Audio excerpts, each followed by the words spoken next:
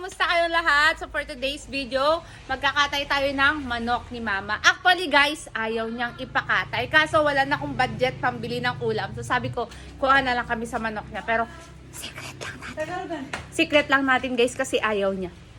Pero try kong ipaalam. Ma! Pwede magkatay ng manok? Akan, madik kaya. Apigay!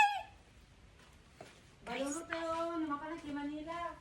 Guys, ayaw niya kasi baunin niya daw papunta sa Manila. Bigyan niya daw dun sa isa kong kapatid. Anyway, kahit ayaw niya, magkatay pa rin tayo ng isa lang. Let's go!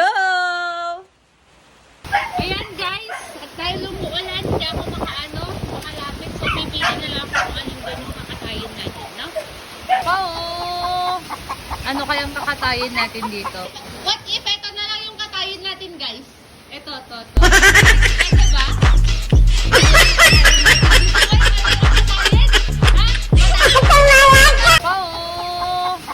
Ano kayang kakatayin natin dito? Ito na yung kakatayin natin ngayon, guys. Ayan. Kinuha na ni Mama. Ayan. So, painit muna tayo ng tubig, guys. Dito tayo sa baba ngayon.